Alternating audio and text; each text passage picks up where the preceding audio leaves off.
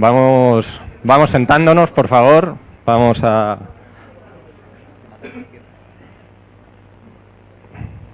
a ir empezando para tratar de...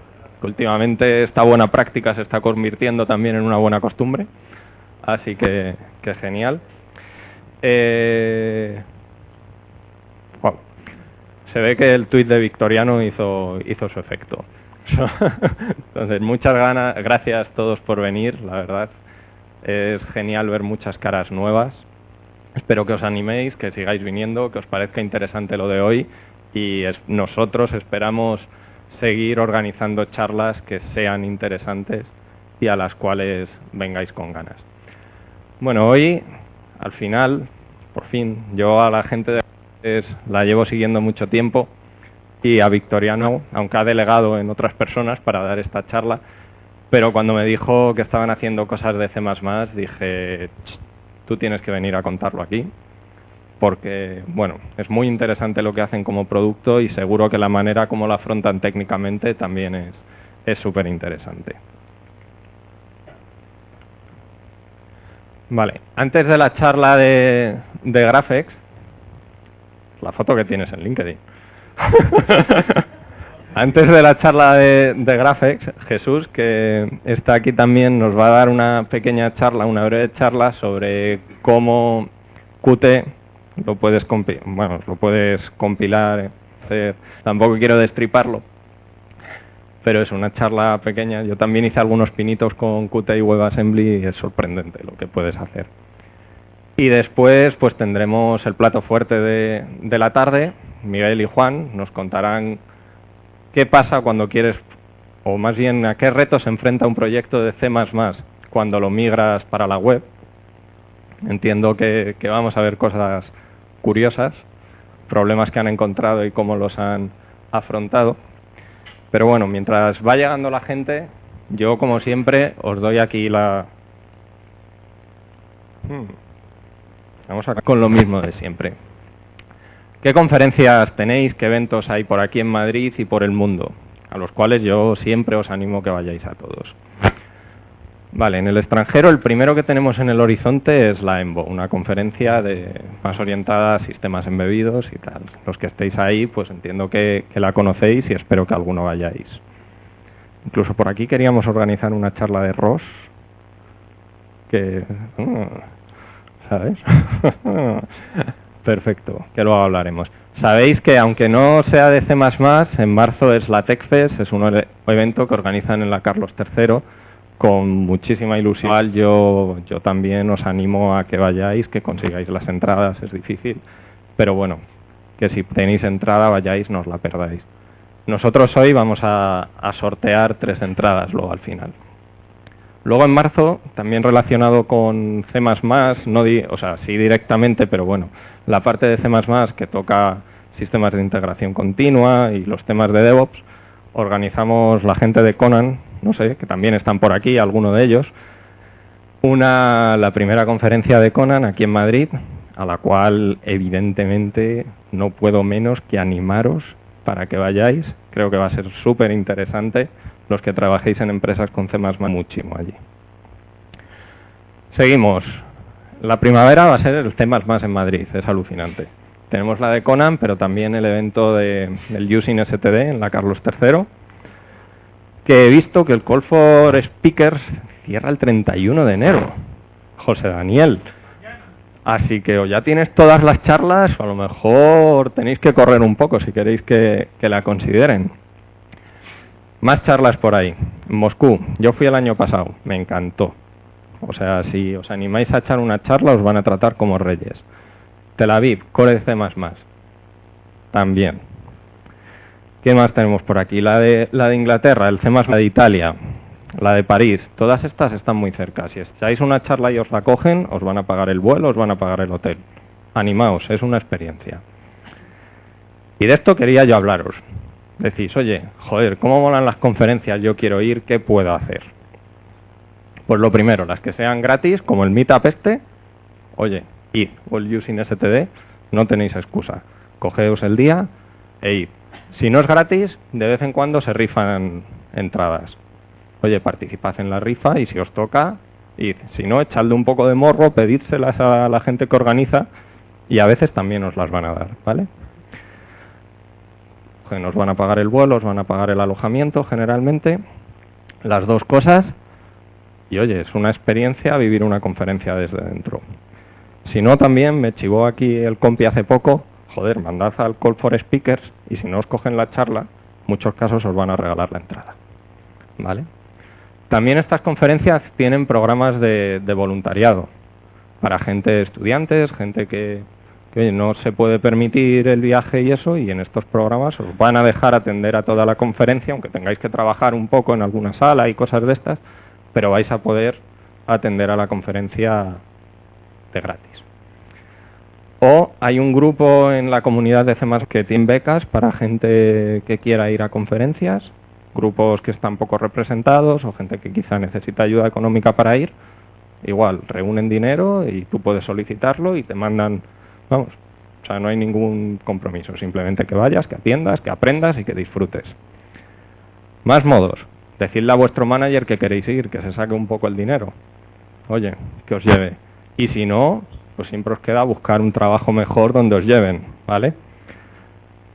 Hoy, sabéis que los de Graphex están buscando gente. Yo quiero creer que si los mandarán a la conferencia que les pidan. Y más después de esto. Fina, el próximo meetup, 12 de febrero, en IBM, yo creo que vamos a poder hacerlo allí, ¿sí?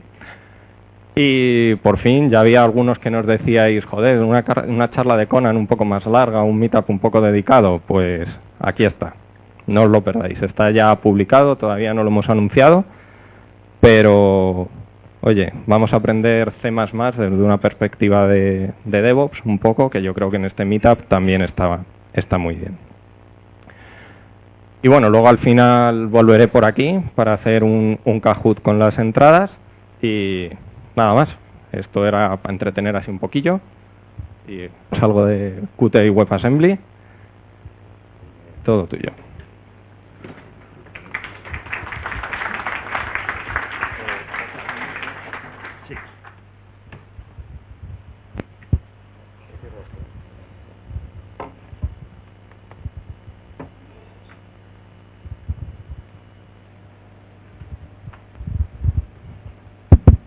Hola. Aquí en Madrid he dado varias charlas, o sea, no es mi primera vez, algunos ya me conoceréis. He ido al Using STD, Using C++, bueno, realmente no me acuerdo el nombre de la charla aquí de Madrid.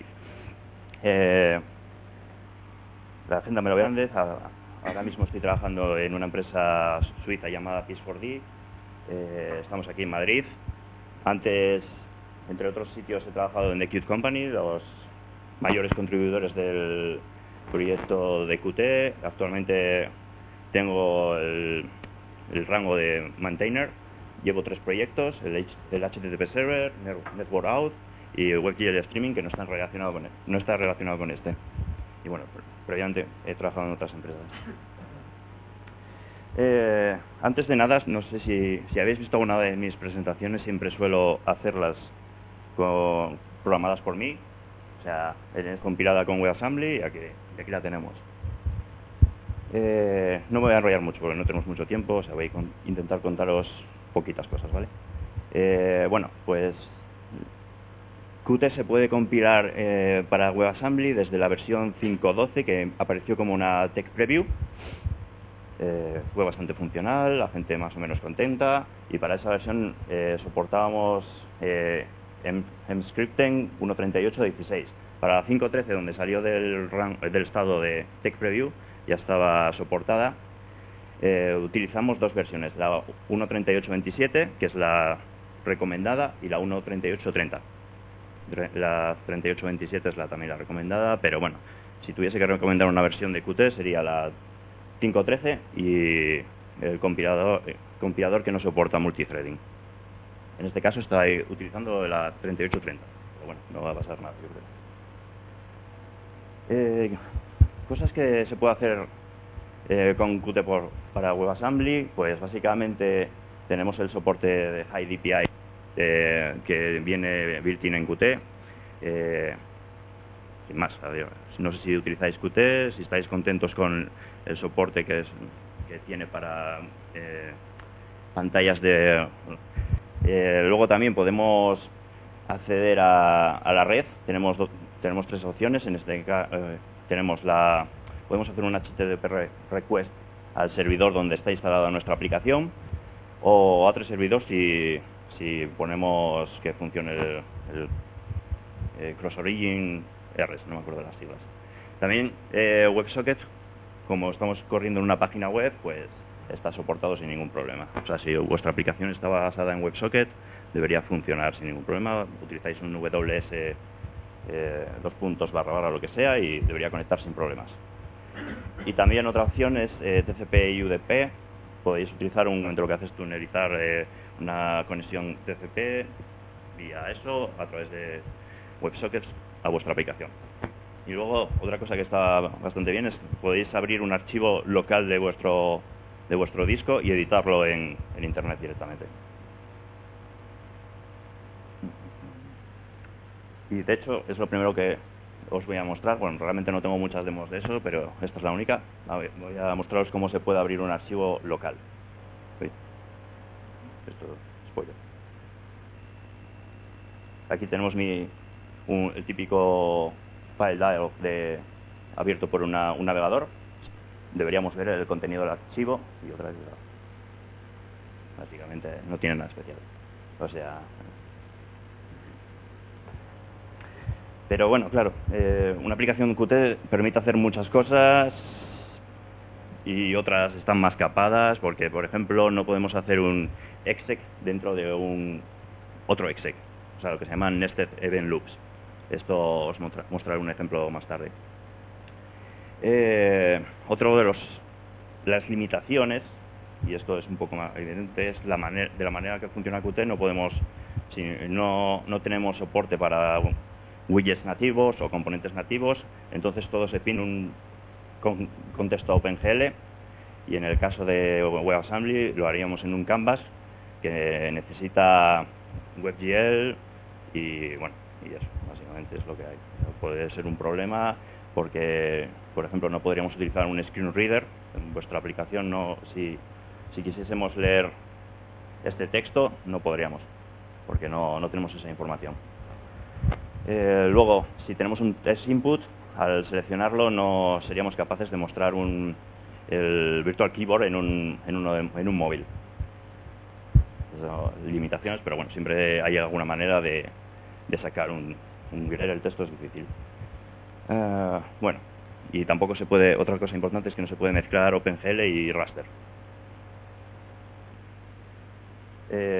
Esto enseña, bueno, no, ya, esto es una demo directamente de Qt. Si carga. Sí. Básicamente esto se puede encontrar en los ejemplos. Es una mini aplicación OpenGL que muestra el antiguo logo del proyecto. Otra demo esto es Qt Quick Control, ya que está dentro de los ejemplos de Qt, básicamente. Y como vemos es completamente funcional y estamos ejecutándolo directamente desde el navegador. Otra demo, esto es bastante interesante, es un editor de imágenes web. Bueno, web no, hecho en Qt Quick Controls también. Que aquí una de las cosas chulas que tiene es que podemos cargar una imagen local también. No, esta no es.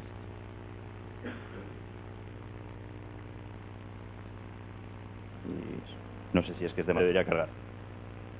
Voy a probar otra.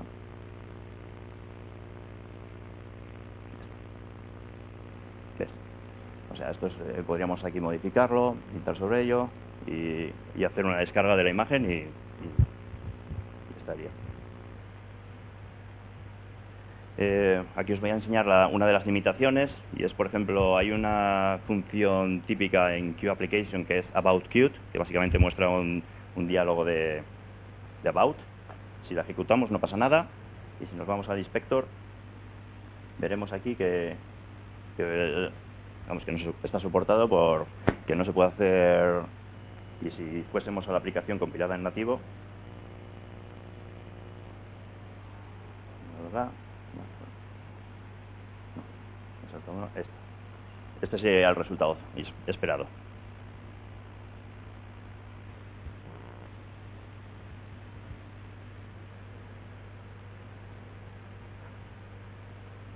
Bueno, si queda colgado voy a continuar desde aquí. Y bueno, si queréis más información, aquí en este enlace podéis ver todo, bastante el contenido que he hablado. Es la documentación oficial. También si buscáis Qt for WebAssembly os aparecerá un enlace a la wiki. También es bastante... no hay tiempo, o sea que nada. Espero que os haya resultado interesante. Y bueno, si queréis descargaros la presentación estaría...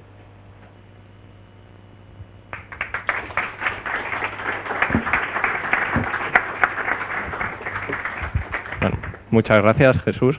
La verdad es que vamos a conquistar la web. Chicos, vuestro turno. Bueno, ellos son Juan y Miguel. Miguel es cofundador de Graphex también. Juan, no sé si entraste poco después o... El primero, el empleado número 1. ¿Sabes? Y bueno, sabes que esta empresa pues tiene unas raíces granadinas bastante importantes. ¿Sabes? Que tanto Victoriano, que es el otro fundador que está allí por el fondo, puedes acercarte, hay sitios en primera fila, ¿sabes? Que está allí por el fondo como Miguel. Los dos estudiaron ingeniería informática y bueno, vienen de allí, de Granada. Y luego os recomiendo que con las cervezas del final y las pizzas, que cortésmente nos las invita Javier y Liferay, le preguntéis a Victoriano cómo sucedió lo de Graphex, y tiene una charla interesantísima este chico. Eso sí, se puede alargar demasiado. Bueno, os dejo. Gracias. Pues, a ver, nosotros cuando nos dijeron, venga, vamos a dar una charla de C++ y WebAssembly, pues lo que pensamos un poquillo es que nos hubiese gustado a nosotros saber cuando arrancamos todo el esfuerzo hace un año en Graphex, ¿vale? Entonces, intenta ser, lo de WebAssembly está acelerado, o sea, va muy rápido porque acaba de empezar y así, ¿vale? Un montonazo de nombres y al principio es como un lío, por eso mismo, porque está como empezando. Entonces, la primera parte va a ser un poco de esquematizar y dar un poco de orden a todo eso, y después ya nos metemos en la chicha, que es, pues van a ser cosas de cómo optimizar algo de performance, cómo no copiar memoria, cómo hacer que los binarios sean más chiquitillos, cosas así. Y luego una demo que ha preparado Miguel, que también ha preparado un repo para que podáis jugar con ello. Está todo preparado para, si queréis jugar con C++, pues tiene un Dockerfile y todo se monta y se trabaja sin problema, ¿vale? Ese es el objetivo de la charla. Nosotros en concreto, WebAssembly lo hemos utilizado para acelerar, ¿vale? Estos somos nosotros. ¿Y por qué necesitábamos esto de WebAssembly, no? Pues esto que veis aquí es Graphex. Es la interfaz principal de Graphex. Graphex es el producto que estamos haciendo en la compañía y ¿de qué va esto? Pues es una herramienta de análisis de datos donde los clientes suben sus datasets, un CSV, o lo conectan a una base de datos o lo que sea, y lo cargan todo aquí, luego hacen una receta, utilizan alguna de las que nosotros tenemos, que no son finales, eso desemboca en esta interfaz, que es lo que llamamos proyecto. Y aquí en un proyecto lo que puedes hacer es explorar todos los datos que habías metido de manera interactiva y muy rápida, ¿vale? Entonces, lo que tenemos, voy a contar un poco someramente, porque tampoco es cuestión de vender la historia. Luego, si nos queda tiempo y queréis, pues os enseño una demo o algo. Pero lo que tenemos principalmente es, calculamos siempre una reducción de dimensionalidad, que es esta nube, esta red que tenéis ahí en medio, y eso es para coger toda la información que tiene el dataset y poder pintarla en 2 dimensiones. De tal manera que esos son los colorines que estáis viendo ahí, y cada uno de esos colores es una parte más o menos homogénea de todos tus datos de entrada, ¿vale? Los futbolistas que hayas metido en tu dataset, tus clientes, cómo se comportan tus productos, los tweets que haya publicado Donald Trump, las imágenes que haya publicado Donald Trump, todo lo que podamos meter aquí, al final se van a traducir en nodos y nosotros los vamos a enlazar si se parecen mucho entre sí, ¿vale? Eso te permite, pues luego interrogar y decir, vale, este clúster de aquí, clicando aquí, ¿qué es? Entonces, inmediatamente, esa subselección, ¿quién es? ¿Vale? Entonces, en todas las variables de tu dataset, hacemos el crossfilter, puedes hacer un montón de condiciones, y al final te mostramos cuáles son los que han pasado todos esos filtros. Y sobre ese subconjunto calculamos las relevancias, es decir, cuáles son las cosas que te tienes que fijar para entender cuál es el subconjunto, ¿vale? Todo eso lo hacemos en el cliente, lo hacemos en la página web. ¿Por qué? Por dos motivos. Por un lado, nos quitamos la latencia, ¿vale? Todo se hace aquí y entonces va muy fresco. Por otro lado, bastante intensivo, lo delegamos a nuestros usuarios, ¿vale? Nuestros servidores calculan todo lo necesario para llegar aquí y luego ya se sirve un archivito y a partir de ahí es el usuario el que hace todo. Entonces nuestros servidores están fríos y son más baratos, ¿vale? Y además es mucho menos jaleo el mantener todo eso corriendo, ¿vale? Entonces, bueno, eso es como una parte de lo que hacemos. Otras interfaces que tenemos es de comparación de esos clústeres, por ejemplo. Y entonces, además de esos filtros, pues calculamos todas las diferencias y similitudes que tienen y te las pintamos en algunas gráficas y tal. Entonces, os podéis imaginar que esto hecho en JavaScript. Tiene unos límites, aunque aprendimos a mirar el performance y mejorarlo y tal.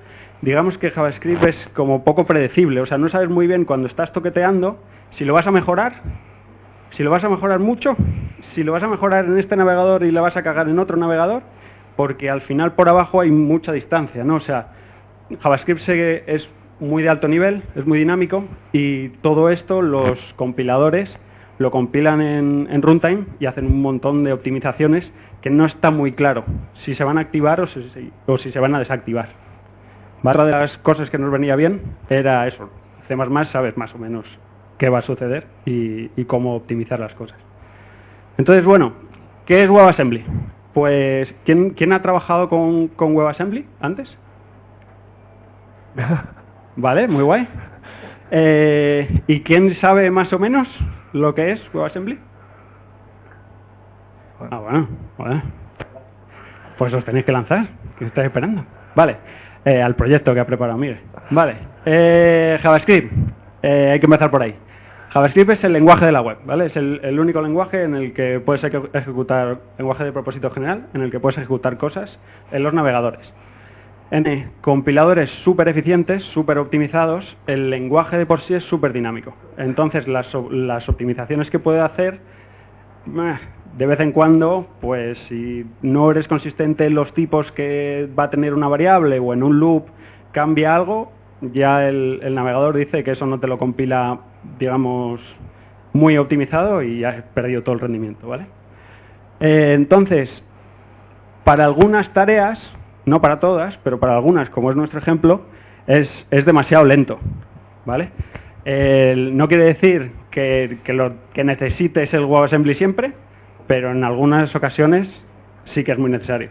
¿Para qué lo vas a necesitar? Pues otra razón es porque ya tengas cosas hechas en C o en C++ y simplemente no quieres reimplementarlas en JavaScript. Entonces las coges, las compilas y ¡pum! ¿Vale? Pues como nos ha enseñado Jesús. Entonces, era Jesús, ¿verdad? Vamos. Que me la he jugado más. Vale. Pues, ¿qué se inventaron? En 2010 empezaron a ingeniárselas. Y entonces, en Mozilla, se inventaron esto que se llama ASM.js, que no es más que un subconjunto de JavaScript muy optimizado. Tú no escribes, compilas otro lenguaje a ASM.js. ¿Y qué lenguajes compilas ahí? Pues normalmente C++, ¿vale? Entonces, ese subconjunto, ¿qué pasa? Pues que como viene de un lenguaje estático, bastante estático, pues le puede dar muchas pistas al navegador de qué tipos van a tener todas esas variables. De tal manera que el navegador va a saber si esto es un entero, si esto es un float, ¿vale? Y entonces sabe generar el bytecode, el código máquina, ya totalmente específico para eso. Dio buenos resultados en cuanto a lo que conseguías acelerar, tenía algunos problemillas. Y entonces digamos que ASMJS fue como el MVP de lo que es WebAssembly. Y WebAssembly, pretende conseguir lo mismo que pretendía SMJS, lo que pasa que empezando desde cero, ¿no? Diciendo, vale, ya sabemos que podemos conseguirlo, ahora vamos a pensarlo bien desde cero. Y entonces, el WebAssembly vuelve a ser un lenguaje target, ¿vale? Es la misma idea. Lo que pasa que, en este caso, en vez de ser un subconjunto de JavaScript, es un lenguaje propio.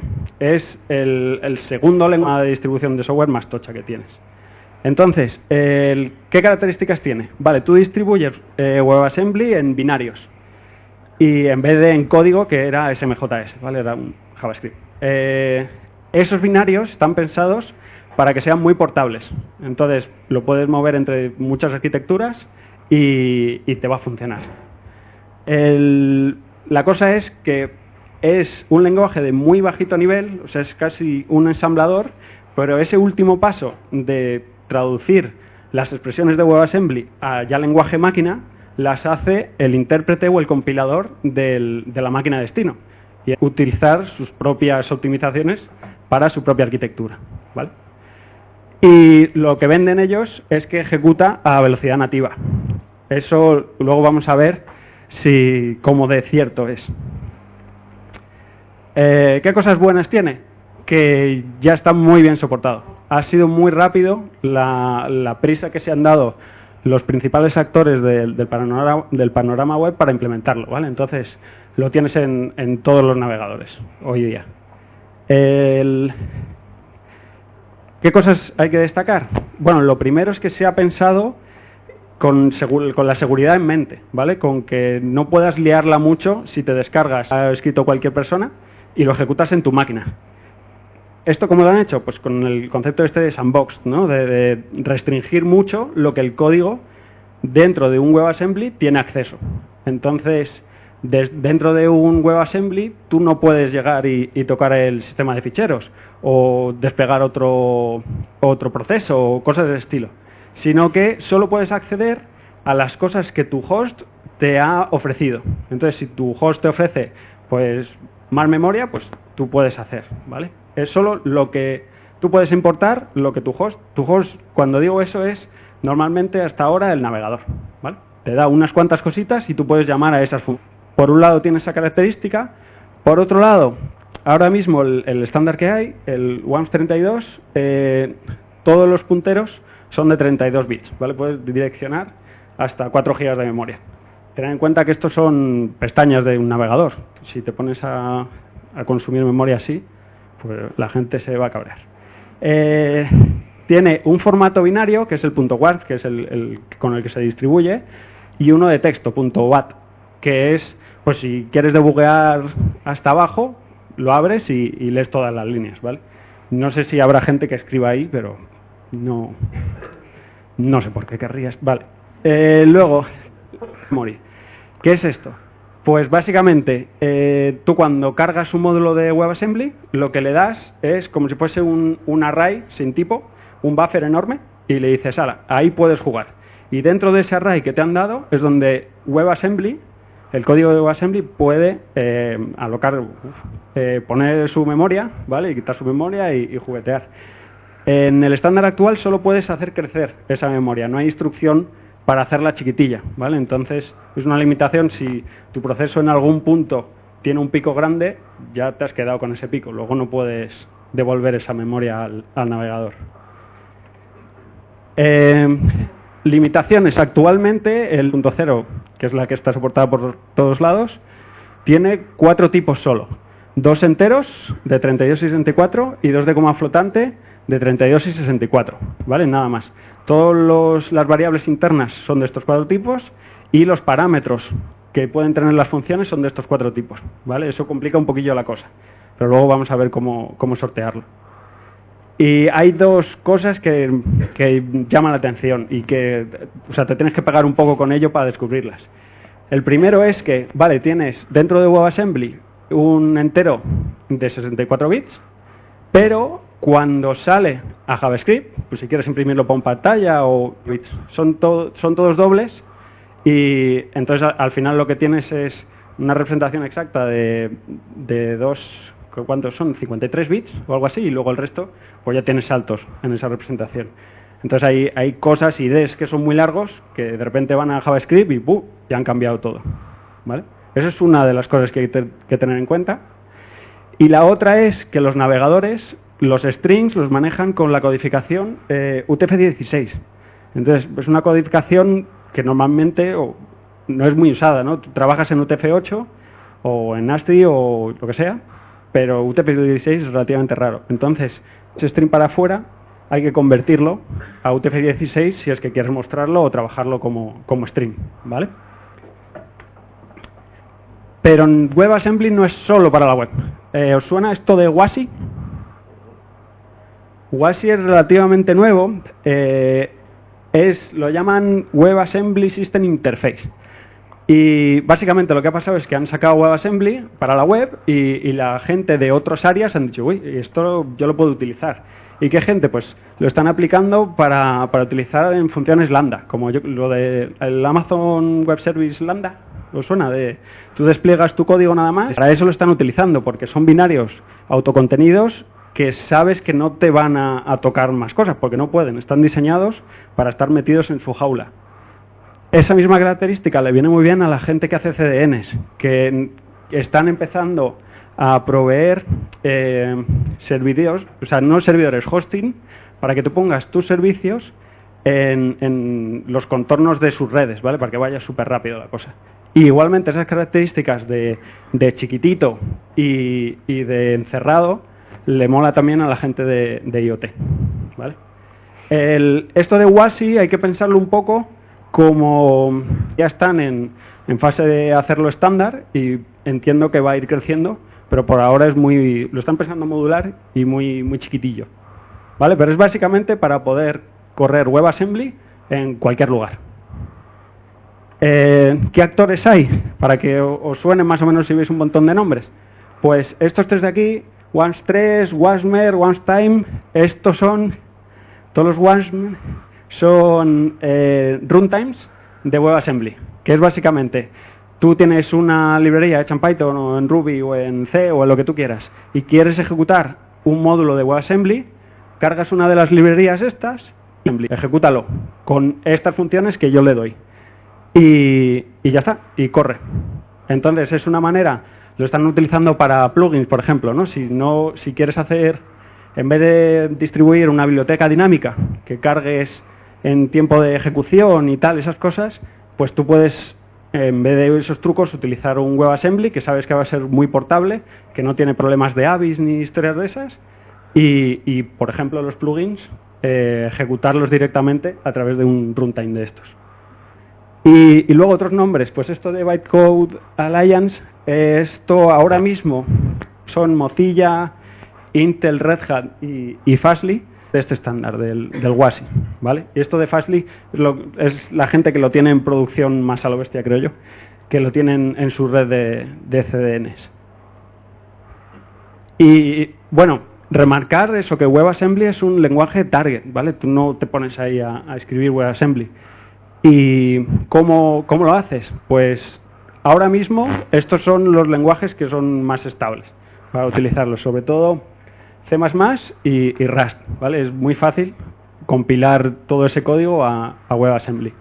Y esto es una cosa que están experimentando, se llama Assembly Script, que viene a ser un subconjunto de TypeScript, no sé si os suena, y que están intentando compilarlo a WebAssembly para tener historias de performance más o menos controladas, digamos. Y bueno, el estándar, el MVP que han sacado es muy chiquitito, pero están trabajando en meterle un montón de cosas, como soporte para para SIMD, como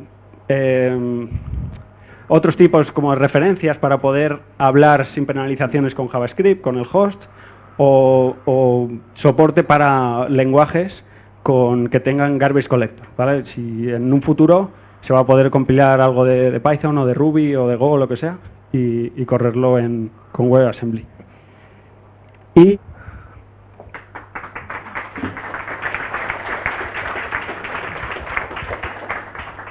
bueno, Juan os ha estado contando un poco qué es WebAssembly, para qué sirve, qué beneficios tiene, pero vale, suponed que tenéis un proyecto ya existente en C++ o que queréis crear uno nuevo y queréis que eso corra en la web, ¿no? O sea, ¿cómo damos el salto de un código fuente que tenemos en nuestro ordenador a algo que está corriendo en los clientes de nuestro usuario?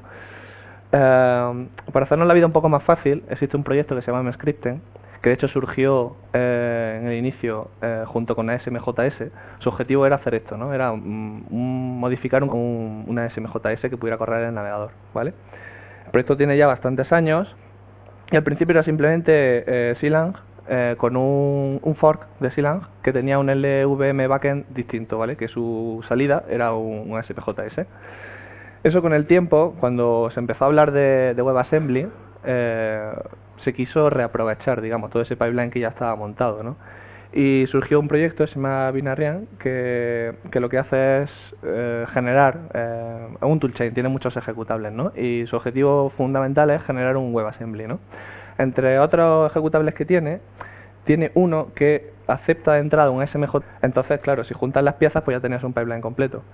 Desde un C++, pasar por SMJS y finalmente un WebAssembly. Vale, esto obviamente suena feo porque es feo y al final derivó en un proyecto que es el actual, desde hace ya un tiempo está en master de Mscripten y se simplificó mucho más este pipeline, ¿vale? Esto pudo ser posible porque el proyecto de Silang, los desarrolladores añadieron un nuevo backend a LLVM que generaba WebAssembly directamente, ¿vale? A partir del código intermedio del LVM escupía WebAssembly.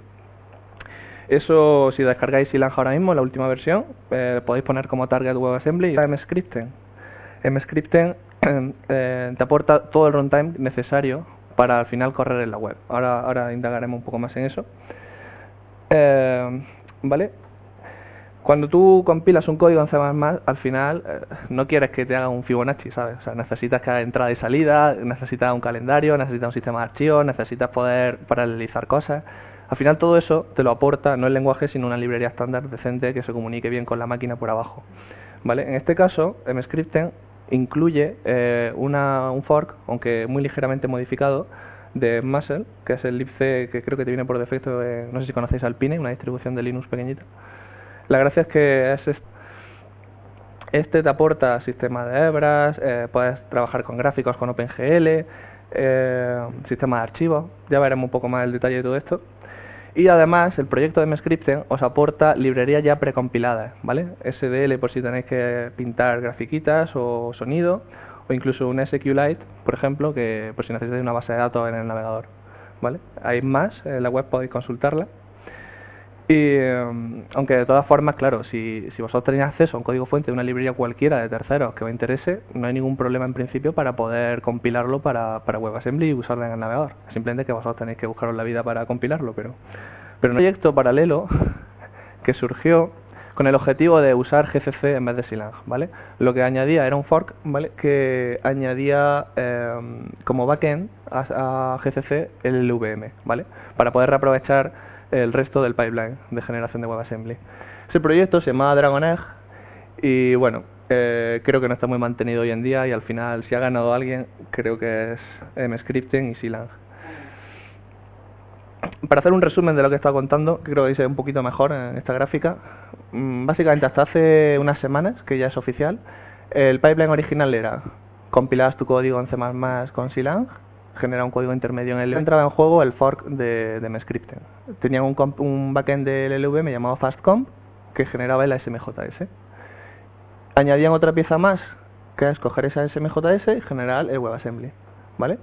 Esto tenía la ventaja, sobre todo en la época en la que todavía no se había adoptado del todo WebAssembly en los navegadores, de que, vale, si tu navegador soporta WebAssembly, ejecutamos WebAssembly y irá lo más rápido posible, pero si no lo tiene todavía integrado, implementado el soporte para WebAssembly, pues vale, hacemos fallback y ejecutamos el SMJS, que no será tan rápido, pero bueno, todavía hará algo.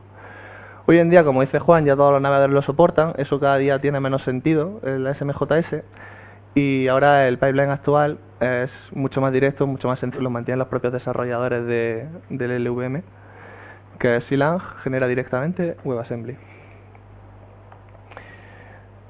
Para poder utilizar esto, el equipo de MScripten tiene una utilidad que facilita mucho la vida, se llama MSDK, lo tienen en el repo, y es tan sencillo como clonarlo y ejecutar install con la versión que quieres. Eso ya te instala todas las herramientas que necesitas para estar generando WebAssembly. Pues los binarios que te aporta son MCC, M++, MAR, MCMake, MConfigure. Básicamente, si os dais cuenta, son el reemplazo de los tradicionales GCC, G++, AR, etcétera. Aún así, nuestro GT de front, ¿vale? Nuestro cómputo.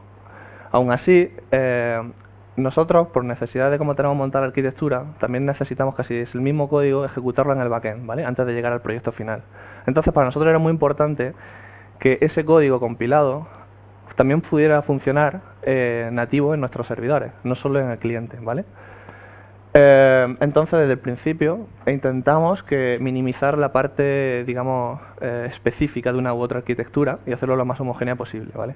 Esto además tiene otros beneficios, como es, durante el ciclo de desarrollo podemos acelerar mucho el proceso de depuración, porque compilar y ejecutar en nativo es mucho más fácil que montarlo en todo. En general, simplificaba mucho las tareas y en general no había prácticamente ninguna diferencia entre una arquitectura y otra en la práctica, ¿vale? Pero sí había alguna, como esta que menciono aquí, que sí nos hizo la puñeta un poco al principio. Time, el tipo time, está definido como una variable de 32 bits en WebAssembly, o sea, en MScripten, mientras que lo normal en toda librería estándar, si tenéis un Linux cualquiera, suele ser de 64 bits hoy en día. ¿Por qué? Porque con 32 bits solo puede llegar, no sé si hasta 2038 o algo así, si tenéis una fecha, y eso se queda un pelín corto. Entonces, bueno, ahí hay un pelín de incompatibilidad, aunque se puede solucionar, ¿vale? A lo mejor es cambiar simplemente. Al margen de eso, fue bastante transparente un build y otro. Vale, pero bueno, esto es solo parte del problema, ¿no? Al final esto lo estás ejecutando en un navegador y un navegador no te limita a hacer cómputo y ya está. Necesita una interfaz gráfica, necesita interactuar con el usuario. Todas esas APIs que te provee el navegador, como decía Juan, WebAssembly corre como una jaula, no tiene acceso a prácticamente nada para no hacer la puñeta. Entonces al final te vas a tener que comunicar un poco con JavaScript para que haga esa última milla, ¿no?, de comunicación con el navegador. Por ejemplo, yo que sé, si clicas en este botón, ejecútame tal función. Si tal, píntame esta imagen en no sé dónde. Todo lo que tenga que ver con interacción de usuario y modificación del DOM de hoy. Aunque hay planes de poder llamar directamente a esas APIs desde WebAssembly, pero todavía no está. Entonces, ¿cómo hacemos esto, no? ¿Cómo comunicamos nuestro código C++ con JavaScript y viceversa? Vale, MScripten provee varias soluciones, ¿vale? La primera, en Bind, lo bueno que tiene es que está totalmente contenida en C++. Si solo queréis escribir C++, o sea, el mayor porcentaje de vuestro código queréis que sea C++, podéis usar esa opción. En la interfaz de comunicación la definí en vuestro propio código C++ diciendo estos son mis métodos, estos son los parámetros que necesito y estos son los tipos que devuelvo, por ejemplo, ¿vale? El problema que tiene esa solución, en mi opinión, es que ensucias de la web o de interfaces que a fin de cuentas no es problema del código que estáis generando. Como otra alternativa que hay es WebIDL Binder, que usa otro enfoque diferente, ¿vale? Vosotros tenéis vuestro código C++, no lo tocáis, el que es y punto, y al lado definís en un archivo con una sintaxis IDL que ahora veremos la interfase de una manera declarativa, sin mezclar un código con otro, ¿vale? Esa herramienta coge esas declaraciones y te genera un código C++ y un código JS automáticamente que se encarga de hacer la comunicación por ti entre una cosa y otra, ¿vale? Eso lo veremos con detalle. La tercera opción, que es muy útil en algunos casos, y se pueden resumir en pocas líneas, podéis incluso embeber, como si fuera un código ensamblador tradicional, en vuestro código C++ unas líneas de JavaScript que se van a ejecutar síncronas en ese momento. Entonces, si simplemente queréis hacer un pequeño cambio, mostrar algo por pantalla, o podéis directamente de vuestro código C++ embeber el snippet de JavaScript. Esto sería un ejemplo, ¿vale? A la izquierda tenemos una clase definida en C++, que simplemente es básicamente el vector de strings de la STL, pero que le hemos añadido dos funciones nuevas, ¿no? Tenemos una función para acceder y otra para escribir. JavaScript no soporta sobrecarga de operadores, por eso hay un set. Esa clase llevada a IDL sería esto, ¿no? Tenemos un constructor que acepta un número, que es el tamaño que quieres reservar de componente en tu vector, un método para poder acceder a una componente, otra para escribir y otra para preguntarle qué tamaño tiene, por ejemplo, ¿vale? La herramienta que hemos comentado, el WebIDL Binder, coge esto y genera clases en JavaScript automáticamente que te permiten escribir este código. Esto ya es JavaScript puro, ¿vale? Estamos instanciándolo como si fuera una clase normal y corriente de JavaScript, estamos llamando a sus métodos como cualquier otra clase, incluso accediendo a sus datos e imprimiéndolos por consola, totalmente transparente. O sea, este código de JavaScript por debajo está ejecutando eso en WebAssembly, ¿vale? Una particularidad que sí hay es JavaScript no tiene destructores. Entonces, cuando instanciamos una clase de C++ desde JavaScript, tenemos que acordarnos de llamar a destroy, que es una función que exporta mscripten, y eso ya se encarga de llamar toda la cadena de destructores que tengamos para liberar memoria. Esa es la única diferencia, digamos, que hay respecto a trabajar con clases de JavaScript normales. Algunas particularidades. Vale, para hacer esto tan mágico y tan automático, se toma algunas licencias, ¿vale? Por un lado, si le pasamos un bloquecito de memoria, un array, enviarlo a la memoria de WebAssembly. ¿Esto por qué lo hace? Porque cuando tú instancias un módulo de WebAssembly en un navegador, y como dice Juan, está muy restringido la memoria a la que puede acceder, solo puede trabajar con datos que haya en esa memoria, ¿no? Entonces, si tú tienes un array con números en JavaScript, desde WebAssembly no se puede acceder. Tienes que copiarla primero a su memoria, ¿vale? Eso por un lado. Por otro lado, lo que había comentado Juan, el encoding, normalmente si trabajáis en ASCII, UTF-8 o lo que sea, no os queréis calentar la cabeza con el encoding que sea que use el navegador, ¿no? Entonces esto te lo simplifica mucho mscripten y en concreto WebIDL Binder, porque o acepta de parámetro un DOM string, él automáticamente por detrás cuando lo llames se va a encargar de convertir el encoding de ese string de un tipo a otro según vaya hacia una dirección o en otra, y no te tienes que preocupar por los encodings. Así que esa es otra cosa buena que tiene. Existen algunas estrategias para evitar copias necesarias. Es verdad que WebAssembly solo tiene acceso a su buffer de memoria, pero a ti nada te impide desde JavaScript acceder también a ese mismo buffer de memoria. Entonces, tú te puedes montar vistas sobre ese buffer, escribir datos directamente si quieres, y luego llamar al método que sea, que ya tiene ahí su información, no tiene que copiarla, ¿vale? Otra estrategia, pues bueno, construirte los contenedores que usas y así no tienes que mover buffers de un lado a otro. Bueno, aquí tenéis un pequeño mapping, ¿no?, de ejemplo de tipos que se puede expresar en IDL Binder y que no. En general, esto es solo una pequeña selección, pero si os fijáis están casi todos los básicos, ¿no? Los tipos básicos los tenéis. Una pequeña aclaración que se me gustaría hacer es el caso del puntero a char, ¿vale? Se puede usar de dos formas distintas, ¿no? Hay veces que simplemente queremos pasar un trocito de memoria a una función y decirle aquí está. En ese caso se correspondería con un array de bytes en WebIDL, pero si queremos aprovecharnos de la conversión de encoding a los strings, es importante que le digamos que nada se encarga de hacer la conversión, ¿vale? Por lo demás es bastante transparente y directo definir la interfase. Vale, aquí podemos ver lo que acabo de comentar, ¿no? En el método que defino el add, en la clase de C++, si os fijáis, ¿por qué pongo ese add, no? El vector de la STL ya tiene un add, ¿no? Es porque en lugar de devolver un std string, estoy devolviendo un puntero a char, ¿vale? Eso junto con la notación de DOM-string ahí, en IDL, ya me permite trabajar con string de JavaScript sin tener problemas de encoding. En cuanto a las APIs que habíamos comentado, ¿no?, de cómo podemos hacer cosas típicas que estamos acostumbrados a hacer en una máquina nativa que conocemos, que sabemos qué recursos tiene, mscripten provee algunas facilidades, ¿no?, para trabajar, por ejemplo, con threads en los navegadores. ¿Conocéis WebWorkers alguno? ¿Vale? ¿Habéis trabajado? Básicamente es como una abstracción de un proceso que se ejecuta en paralelo al principal de tu página web, donde puedes ejecutar código, pero está muy limitado, ¿no? También está en un sandbox y no te permite acceder al DOM ni ese tipo de cosas. Vale, pues las threads que tú tengas en tu código C++ simplemente se van a ejecutar en un web worker, va a ser bastante transparente para ti. A la hora de usarlo es, por lo menos en MScript en la actualidad, es importante que sepáis de antemano el número máximo de threads que vais a tener, porque se tienen que reservar de antemano en un pool de web workers que tienen que estar ya lanzados para correr, ¿vale? Si vuestro pool de web workers es más pequeño que el número de threads que tenéis, va a haber cosas que no se van a ejecutar, básicamente.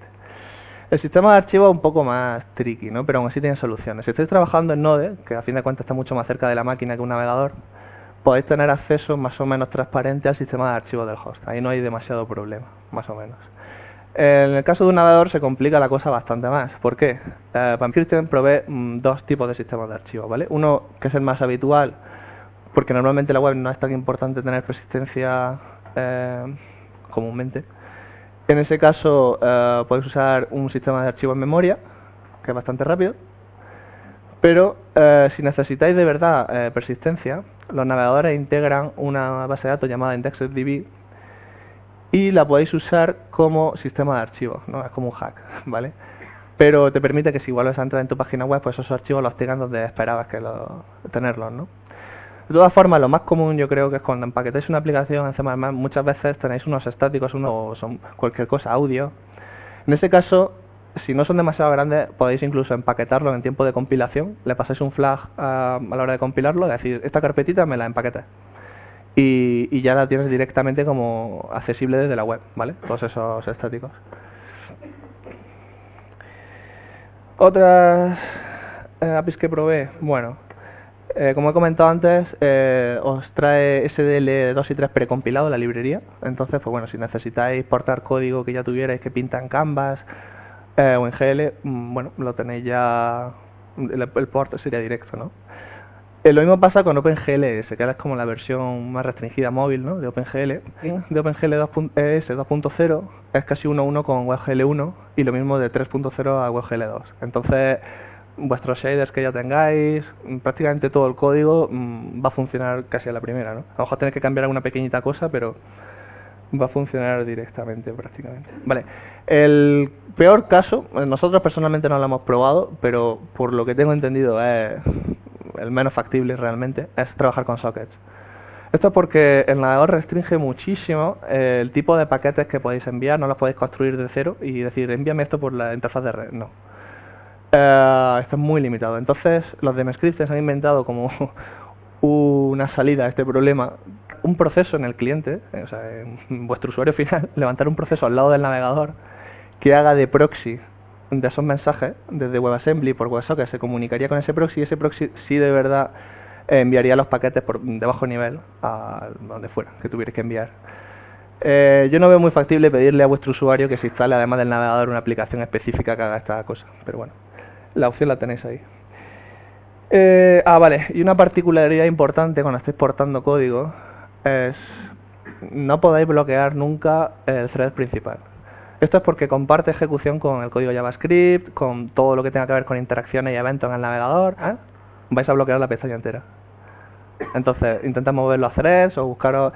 ellos proveen Asyncify, lo llaman, que es como una librería para intentar solucionar este problema de asincronicidad. Podéis echarle un ojo, pero vamos, que la regla fundamental, si hay una que os tenéis que llevar, es no bloqueéis nunca el main thread. Bueno, ya en cuanto a optimización, la idea de usar WebAssembly obviamente es porque queréis que vuestro código corra en el navegador, ¿no?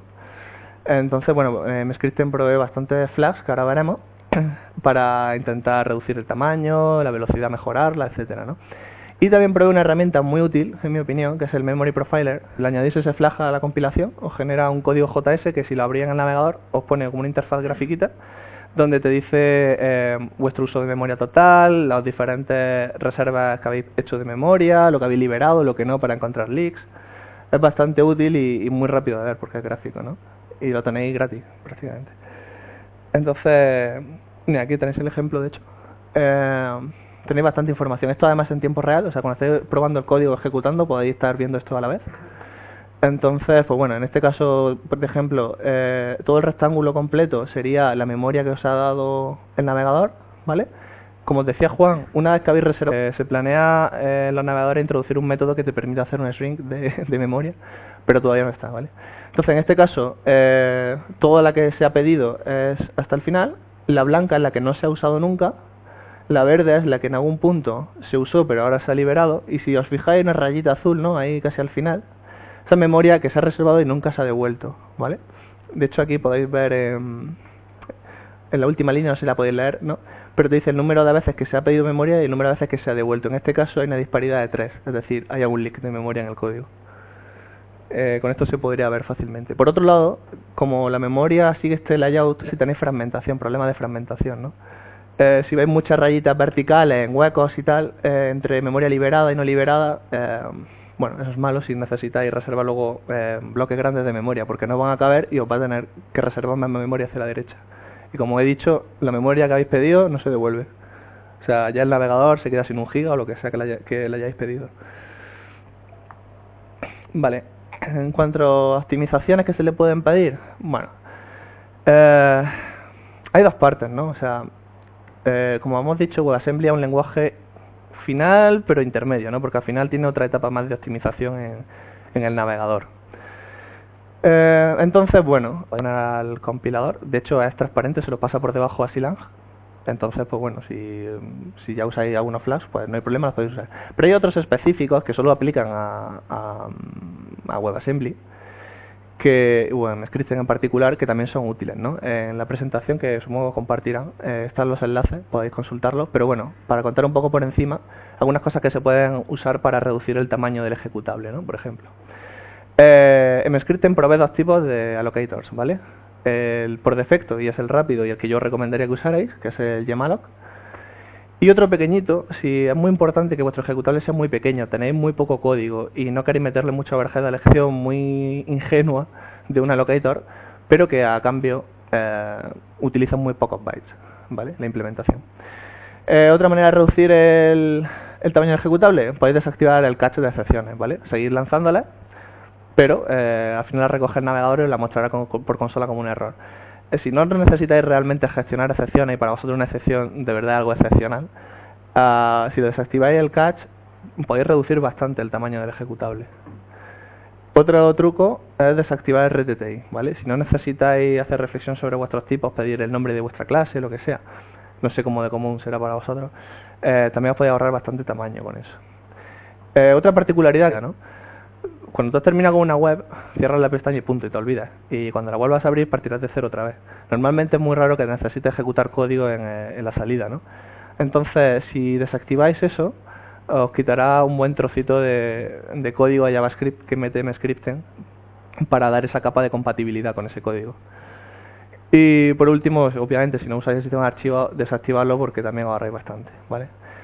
Si aún así seguís teniendo problemas de tamaño, o sea, está incidiendo mucho en el tamaño de vuestro ejecutable porque a fin de cuentas el canal de distribución típico de WebAssembly es un navegador en la red y al final es algo que se tiene que descargar vuestro usuario en el navegador. Entonces, cuanto más pequeño lo hagáis, pues es como Twiggy para hacer profiling de tamaño, ver qué clases son las que usan más memoria o qué funciones.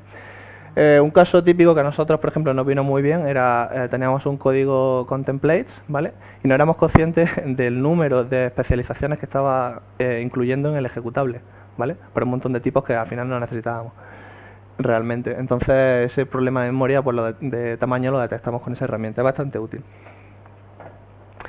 Y bueno, ya para terminar, pues he preparado una demo pequeñita, ¿no? Está subida en ese repositorio, por si queréis probar. La gracia es que está ya con es un makefile para nativos, un makefile es un dockerfile por si no queréis molestaros en instalar dependencias ni nada, docker build en dockerfile y ya lo tenéis MScripten para probar. Y también, bueno, en ese ejemplo estoy usando WebIDL Binder, que es lo que os he comentado para comunicar JavaScript con C++, ¿vale? Y bueno, el objetivo de esta demo realmente, obviamente, no brilla por la calidad del código, es básicamente para hacer un buen benchmark de... Vale, o sea, al final la pregunta que tenemos es, vale, ¿cuánto ganaríamos por todo este esfuerzo, no? O sea, ¿qué rendimiento obtendría si me molesto en implementar o importar algo a WebAssembly en lugar de trabajar directamente con JavaScript? Vale, para este ejemplo, además, que yo sepa no está en JavaScript directamente, o sea que la única manera de usarla a día de hoy es eso, o portarla tú mismo a JavaScript, que es el zip, que es un algoritmo que nosotros internamente también usamos de compresión, bastante bueno. Y bueno, entonces en el mismo repositorio también podéis ver cómo se compila. Al final no hemos tocado ningún código fuente de esa librería, simplemente hemos puesto un makefile que lo único que hace es llamar a emcc en lugar de a gcc y ya está. Entonces, bueno, vamos a echarle un ojo. A ver, ¿por dónde empezamos? Vale. En primer lugar... pues me di prisa. En primer lugar, clases, ¿vale? Un decoder y un encoder que, como su nombre indica, simplemente descomprime y comprime, ¿vale? Un bytes una array de bytes que le pasemos. La interfaz en IDL sería esta sencillita, ¿vale? Simplemente expone los métodos y listo. Eso ya te crea las clases en JS para poder usarlo directamente. En cuanto a diferencia entre el build para C++ y WebAssembly, lo único distinto no está en la implementación del algoritmo, no está en ningún lado, solamente en el main. Usando esta macro, mscripten, nos permite saber si nos están compilando para WebAssembly o es nativo, ¿vale? Entonces la única diferencia real es en el main hemos cargado, para que ya sepan desde JavaScript que nos pueden usar. Y en el caso del build nativo, pues bueno, simplemente el test que he comentado. Comprimir un archivo, descomprimirlo y ver cuánto ha tardado, ¿vale? El ejemplo implementado en JavaScript lo tenemos aquí. Simplemente carga un CSV, ocupa para que os hagáis una idea luego con los tiempos, son unos 250 megas si no me equivoco. La idea es comprimir 250 megas, ¿no? Entonces, pues si os fijáis, como he puesto en el snippet de ejemplo, usa el encoder, usa el decoder, llama a los métodos para ver qué ha pasado y listo, ¿vale? Es lo único que hacemos. Entonces, vamos a compilarlo primero para WebAssembly.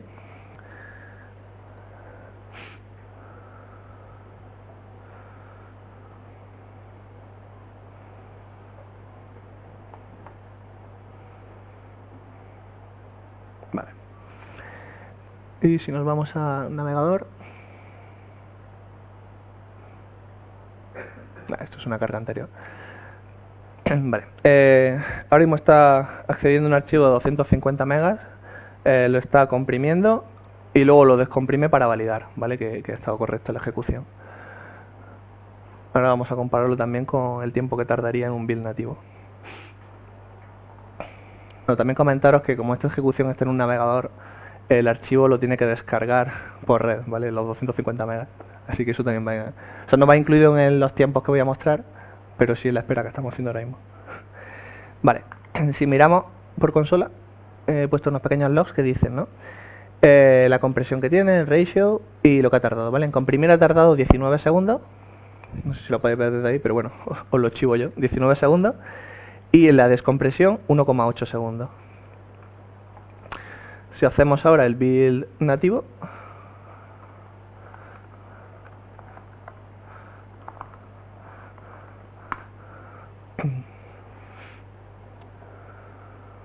vale.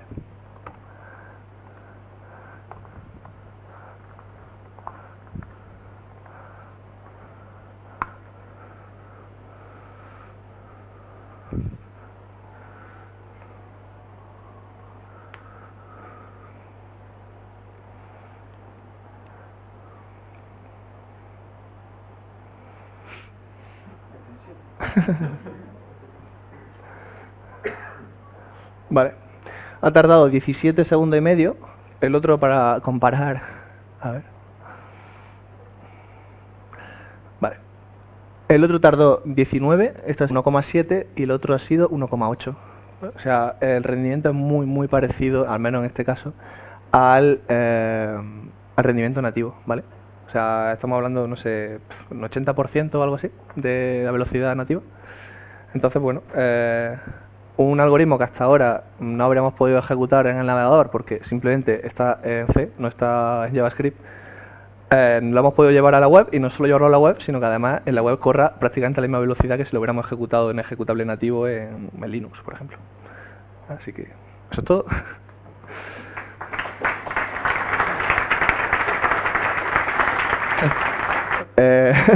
estamos buscando gente, contratamos.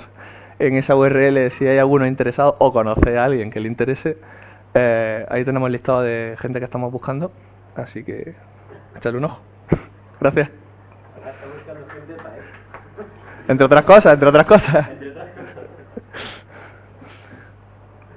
Bueno, muchas gracias. Si alguien tiene alguna pregunta, pues al ataque. Espera, te pasamos el micrófono como luego lo grabamos. Ahora no, lo grabas. Muchas gracias por la... Está apagado de abajo.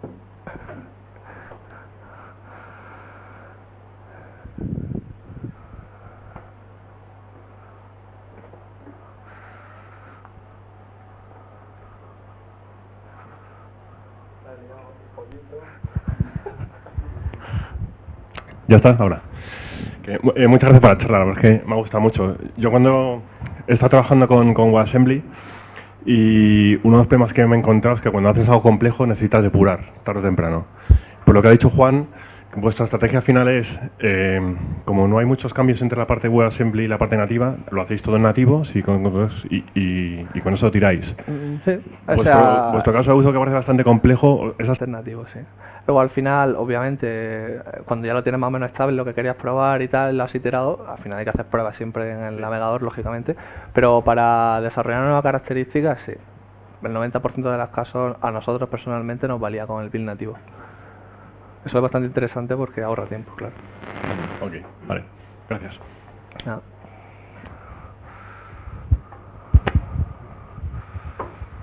Buenas. Habéis comentado que funciona con OpenGLS y WebGL. ¿Hay soporte de Vulkan o está en camino? Es la historia compleja. Vale. El soporte es 2.0 y te lo va a mover directamente a WebGL 1 y te va a funcionar perfecto. Si nos vamos ya a WebGL 2, muchos navegadores, o sea, Safari por ejemplo no lo implementa. Lo tiene como un flag y ese flag no hace nada, es de juguete. Entonces, ¿el por qué? Bueno, esto es una teoría conspiranoica, ¿no? Pero hay un nuevo estándar que está surgiendo que se llama WebGPU, si no me equivoco, donde entre otros Apple lo mueve. Y su idea es que funcione con instrucciones, o sea, mucho más granulares, más bajo nivel, más parecido a la filosofía que sigue Vulkan y todas estas API gráficas, aunque otro lenguaje nuevo, según tengo entendido. Entonces tendrá soporte para WebGPU, pero como digo, no es compatible con Vulkan. Entonces yo creo que hacer la traducción automática de una cosa a otra no creo que sea algo posible. No soy un experto del tema, pero no creo que pueda exportar fácilmente a día de hoy un Vulkan a la web.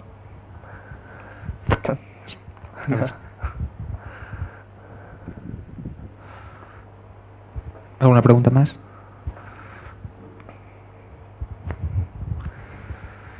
Hola, a ver, estaba pensando qué planes hay para la portabilidad a 64 bits o no se piensa hacer.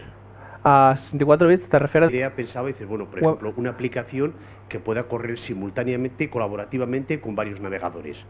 Entonces, hacer una aplicación paralela que corra en varias máquinas simultáneamente con WebGL.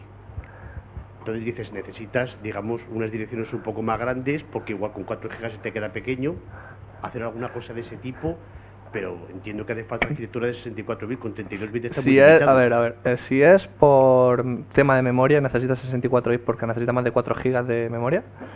En una sola instancia, si tienes varias pestañas o varios navegadores con tu mismo código, cada una puede reservar sus 4 GB. Pero si suponiendo que necesitaras más de 4 GB en una única, va a salir seguro, o sea, no está implementado todavía, pero es el siguiente paso del estándar de WebAssembly, va a salir, ¿vale? Pero si te refieres a 64 bits en cuanto a operaciones y a variables y tal, el soporte ya está. O sea, es 32 bits, pero en cuanto a direcciones de memoria, solamente. Sí, me refiero a direcciones de memoria sí, sobre todo. Pues entonces está planeado y va a salir próximamente. Vale, gracias. Nada.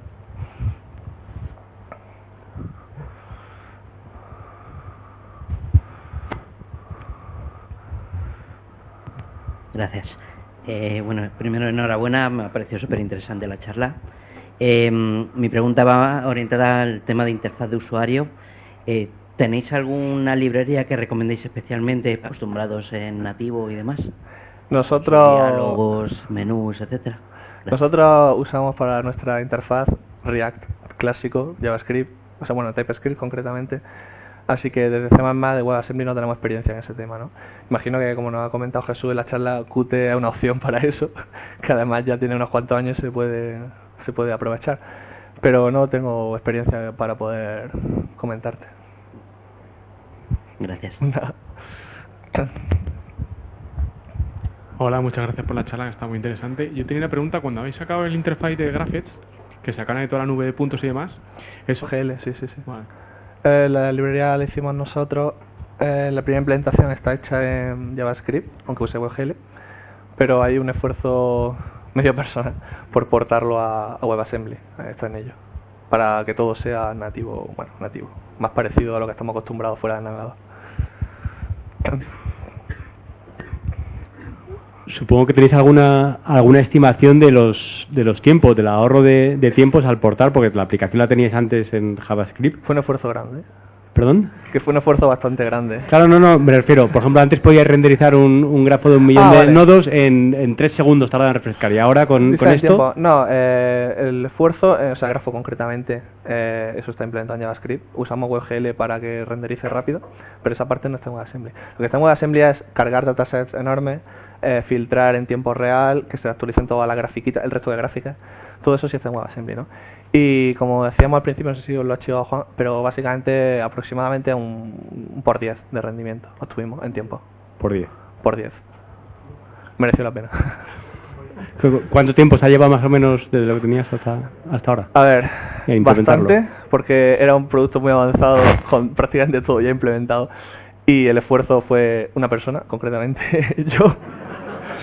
Entonces fueron, pues, porque también hicimos más cosas en el refactor, pero de puramente WebAssembly yo calculo unos 6 meses. Fue duro. Fue de cero todo, de hecho. O sea, no usamos, salvo librería de compresión, no usamos nada externo además, así que...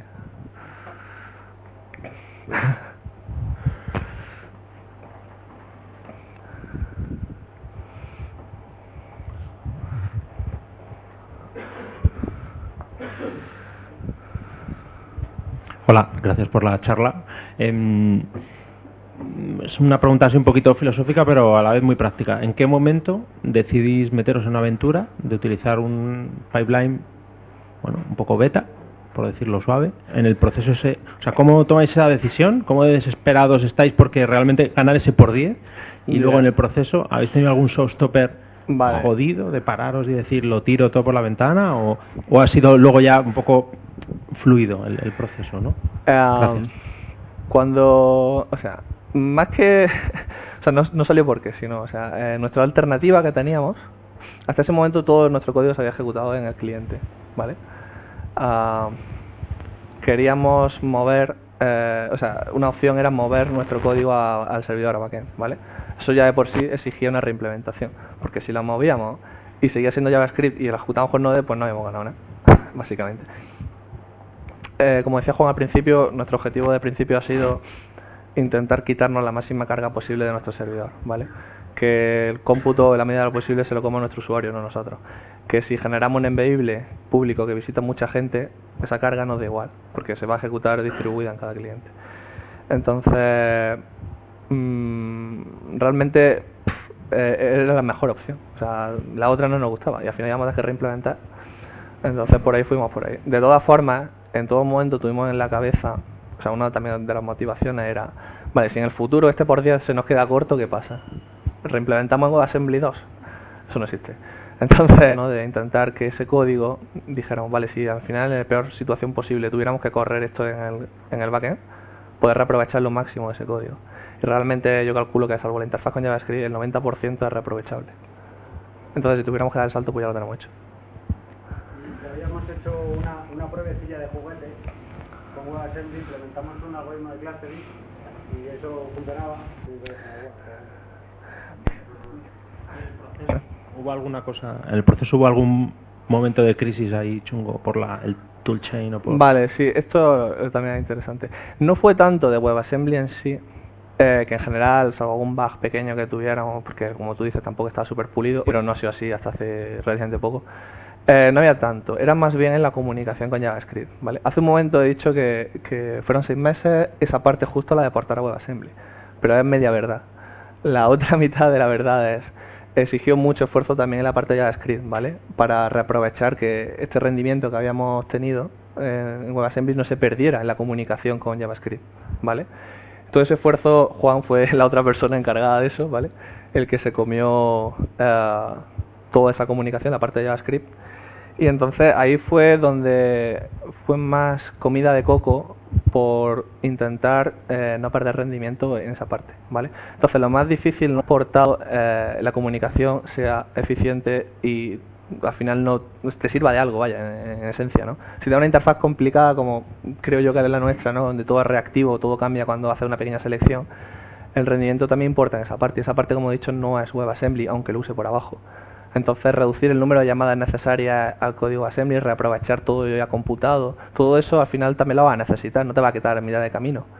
Entonces, en esa parte, Juan fue el que también hizo ese esfuerzo, ¿vale? Entonces, juntar las dos piezas es lo que yo creo que es un poquito más de complicado.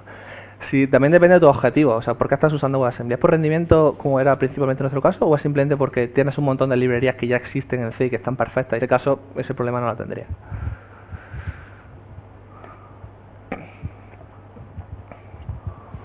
¿Una pregunta más? Pues un aplauso, ¿no? Muchas gracias.